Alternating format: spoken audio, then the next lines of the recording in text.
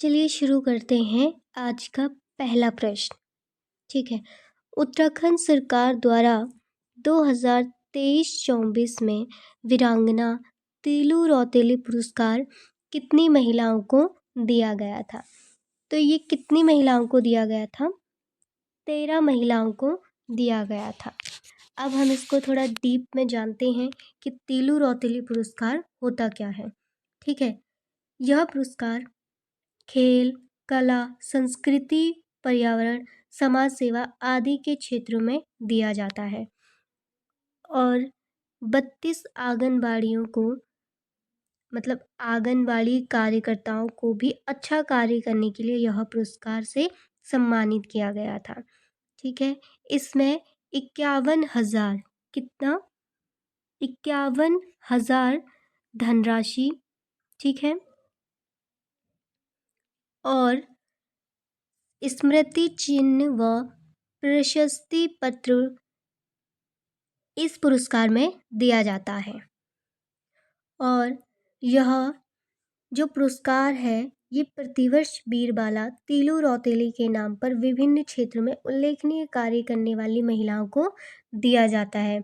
और राज्य सरकार ने उत्तराखंड की वीरांगना तीलू रौतेली की जयंती पर 2006 से महिला सशक्तिकरण के क्षेत्र में उल्लेखनीय कार्य करने वाली महिलाओं एवं किशोरियों के लिए तीलू रौतेली पुरस्कार की शुरुआत की थी। दूसरा प्रश्न है, उत्तराखंड सरकार द्वारा किन 2 व्यक्तियों को 2023 का विद्यासागर सम्मान दिया गया था? तो इसका आंसर है सी, डॉक्टर शोभाराम शर्मा और अनिल स्वामी को। ठीक है। ये जो पुरस्कार है इस वर्ष का विद्यासागर सम्मान साहित्य के क्षेत्र में रचनाकार शोभाराम शर्मा व सामाजिक क्षेत्र में अनिल स्वामी को दिया गया था।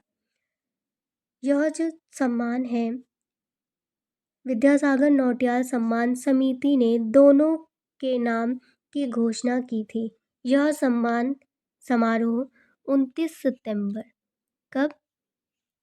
29 सितंबर, ठीक है,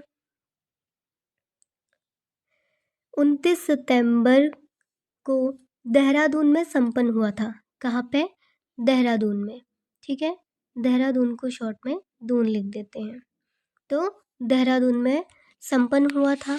और अनिल स्वामी को उत्तराखंड आंदोलन, गढ़वाली विश्वविद्यालय आंदोलन, शराब विरोधी, पर्यावरणविद सुंदरलाल बहुगुणा के साथ आंदोलनों में सक्रियता, श्रीनगर में प्रगतिशील जनमंच के तहत विभिन्न समस्याओं के लिए संघर्ष और लावारिस देह का संस्कार, अस्पताल में भर्ती, असहयोगियों की मदद जैसे सामाजिक कार्यों के लिए यह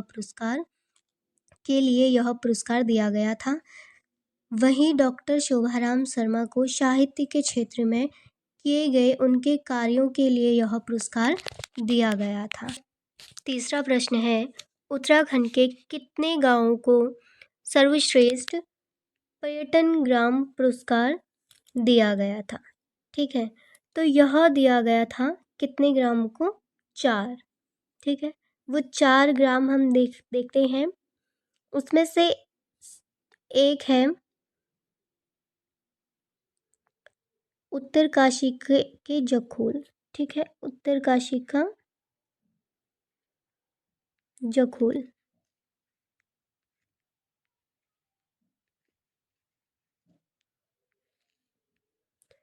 कौन सा?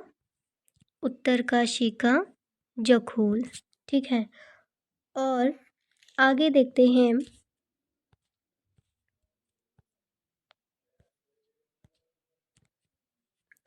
दूसरा है हरसिल। कौन सा है? हरसिल। ये बहुत ही महत्वपूर्ण है, आप इन्हें लिख सकते हैं। ठीक है। और पिथौरागढ़ जिले के गुंजी, पिथौरागढ़ का गुंजी। ठीक है। पिथौरागढ़ का गुंजी। और वाइब्रेट विलेज और नैनीताल जिले के सूफी गांव, नैनीताल जिला का सूफी गांव, इन्हें कृषि पर्यटन का पुरस्कार दिया गया। ठीक है। पिछले साल पिथौरागढ़ जिले को सरमौली गांव में श्रेष्ठ पर्यटन गांव का पुरस्कार मिला। चौथा प्रश्न है, राष्ट्रपति द्रौपदी मुर्मू ने राष्ट्रीय शिक्षक पुरस्कार से किसे सम्मानित किया? तो यह क्या था? शिक्षिका कुसुमलता को। इनके बारे में जानते हैं, शिक्षिका कुसुमलता को। ठीक है, यह पुरस्कार क्यों दिया गया? तो शिक्षक दिवस पर राष्ट्रपति द्रौपदी मुर्मू ने चमोली जिले की शिक्षिका कुसुमलता गड़िया को, ठीक है, ये कहाँ की है? चमोली जिले की शिक्षिका कुसुमलता कौन से जिले की हैं? चमोली जिले की। ठीक है। इन्हें विज्ञान भवन नई दिल्ली में आयोजित समारोह में पुरस्कार दिया गया था। ठीक है।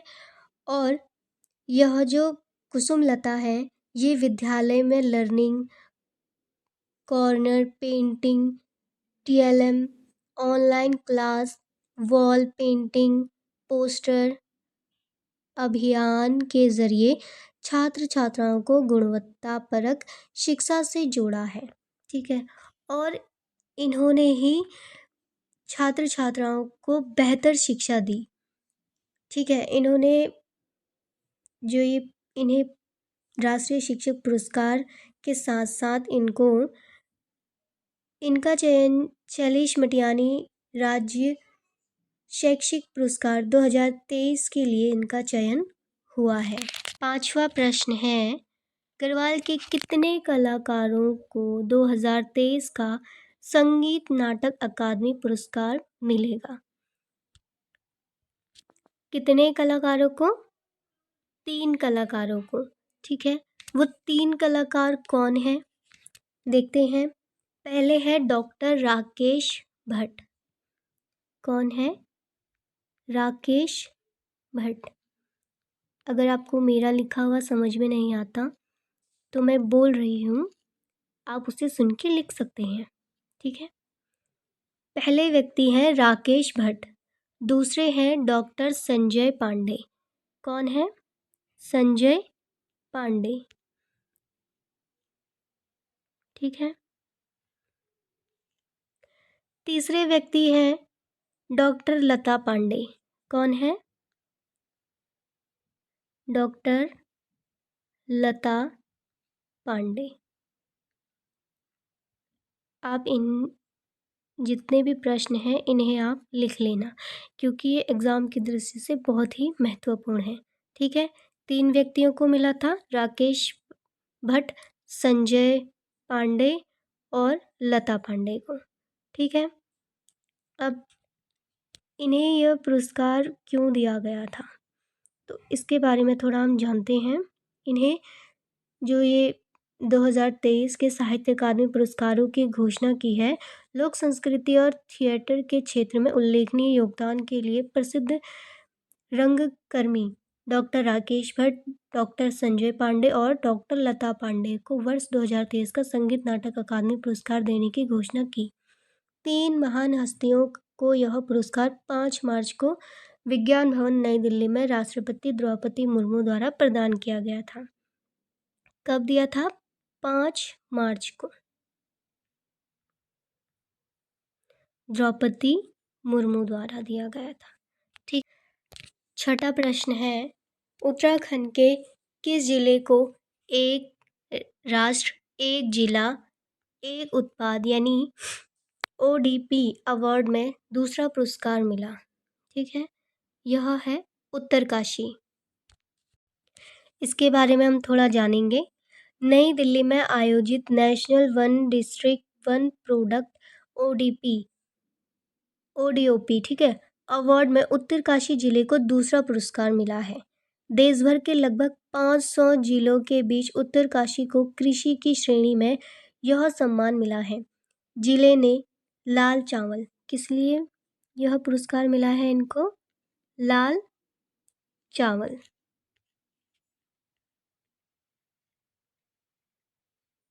ठीक है। लाल चावल के लिए यह पुरस्कार जीता, जबकि राज्य अवार्ड में भी उत्तराखंड को दूसरा स्थान मिला है। अब हमारा 7वां प्रश्न है, किस इतिहासकार को 2024 का पद्मश्री अवार्ड दिया गया है? डॉक्टर यशवंत सिंह कटौज को यह पुरस्कार पद्मश्री अवार्ड 2024 का दिया है। ठीक है, डॉक्टर यशवंत सिंह कटौज। ठीक है, इन्हें जो ये पुरस्कार पद्मश्री अवार्ड दिया गया था, यह पुरातत्व के क्षेत्र में दिया था। कौन से क्षेत्र में? पुरातत्व के क्षेत्र में। ठीक है, डॉक्टर यशवंत सिंह कटौज को जब यह पुरस्कार मिला, पद्मश्री मिलने पर राज्य के लोगों ने खुशी जताई। और जो डॉक्टर यशवंत सिंह कटौज हैं, पौड़ी के रहने वाले हैं, पौड़ी के मासू गांव। कहाँ के? पौड़ी के मासू गांव। ठीक है, बहुत ही महत्वपूर्ण प्रश्न आ रहे हैं, तो आप यह नोट करते हुए चलना। ठीक है, तो मासो गांव, पौड़ी के मासो गांव के रहने वाले हैं। ठीक है, इनके बारे में और थोड़ा डिटेल से देखते हैं। तो आगरा विश्वविद्यालय से 1974 में, कब? 1974 में, 1974 में एंशिएंट इंडियन हिस्ट्री, आर्कियोलॉजी और कल्चर में टॉप किया। इसके 4 साल बाद यानी 1978 में, कब? 1978 में उन्होंने HNB गढ़वाल विश्वविद्यालय में मध्य हिमालय के पुरातत्व पर शोध किया और डिफिल की उपाधि ली। किसकी उपाधि ली? डिफिल। ठीक है, डी